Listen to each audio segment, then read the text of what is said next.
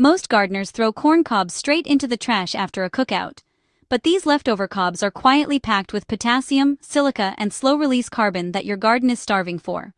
Combine them with one cheap pantry ingredient, blackstrap molasses, and you can brew a rich, dark, microbially active liquid fertilizer in just 7 days.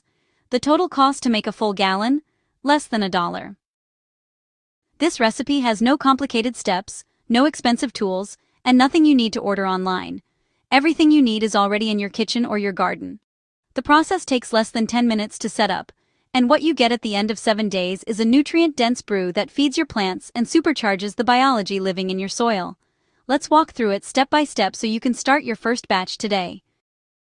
Corn cobs are not waste. They are a slow-release nutrient sponge. Once soaked in water, they begin releasing potassium, silica, and carbon directly into the liquid around them.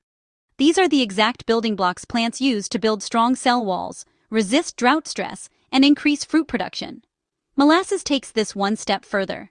It is loaded with iron, calcium, magnesium, and natural sugars that feed the beneficial bacteria and fungi already living in your soil.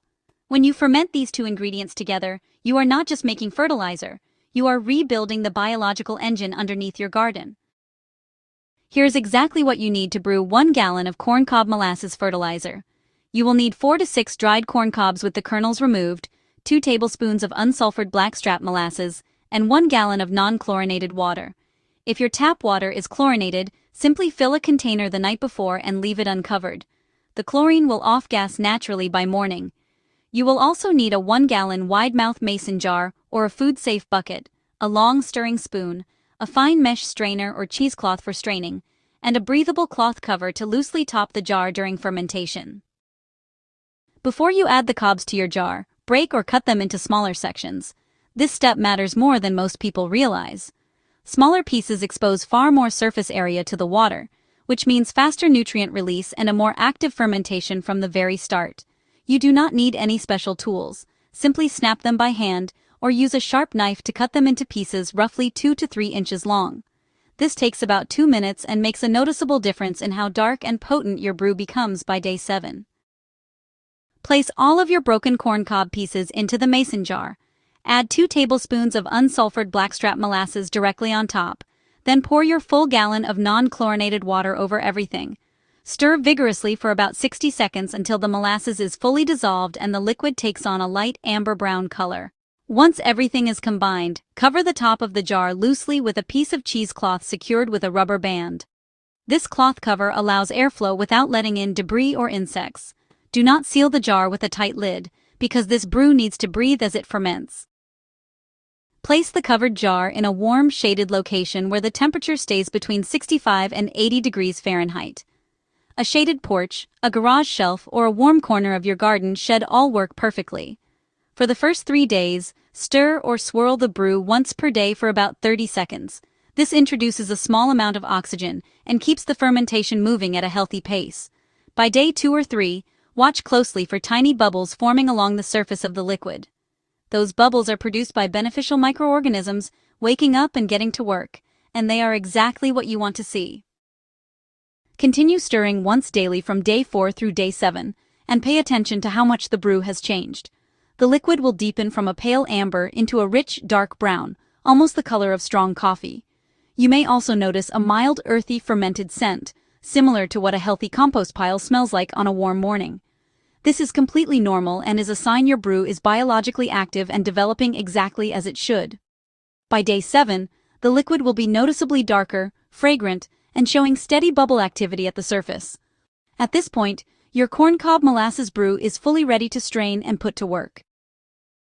Before we finish up with straining and applying this brew, if this kind of simple, no-cost organic gardening is something you want more of, go ahead and hit the like button right now and subscribe to the channel.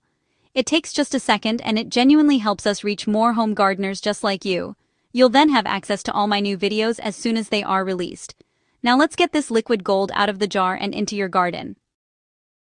After 7 full days, set up your straining station. Place your fine mesh strainer or several layers of cheesecloth over a clean bucket or large pitcher. Then slowly pour the entire contents of the mason jar through it, separating the dark liquid from the spent corn cob pieces. Press down gently on the cob pulp with a clean spoon, to squeeze out every last drop. Do not leave anything behind. The spent corn cob pieces can go directly into your compost pile, where they will continue breaking down and adding organic matter. Your finished liquid should be dark, fragrant, and ready to dilute. Your finished brew is concentrated and must be diluted before applying it to your garden. The dilution ratio is 1 part brew to 10 parts water, so for every 1 cup of finished liquid, you add 10 cups of plain water. This gentle ratio ensures your plants receive the nutrients steadily without any risk of overfeeding. Apply the diluted mixture as a soil drench by pouring it slowly around the base of your plants until the soil is thoroughly saturated. You can also use it as a foliar spray, misting the tops and undersides of your leaves in the early morning before the sun is fully up.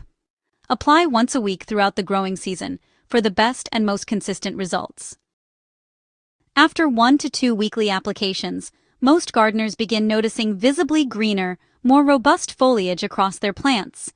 The potassium from the corn cobs strengthens cell walls and supports better fruit development, while the molasses feeds the microbial life in your soil, making nutrients more accessible at the root level.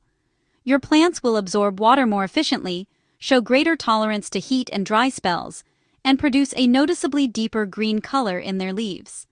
Think of it as giving your soil a probiotic boost, one that builds and compounds with every single weekly application through the season. Let's quickly recap what we covered today.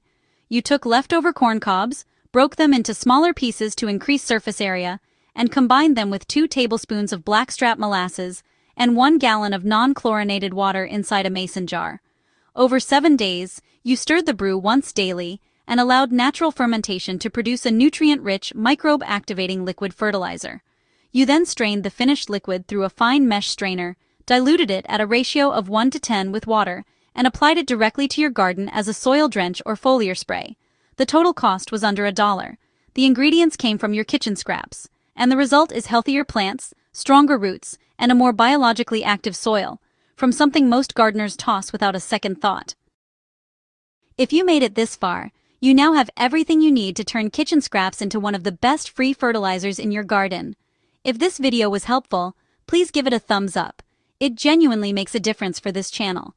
Hit subscribe so you never miss a new video, and drop a comment below to let us know. Have you ever made a fermented brew for your garden? Is this your first time trying it?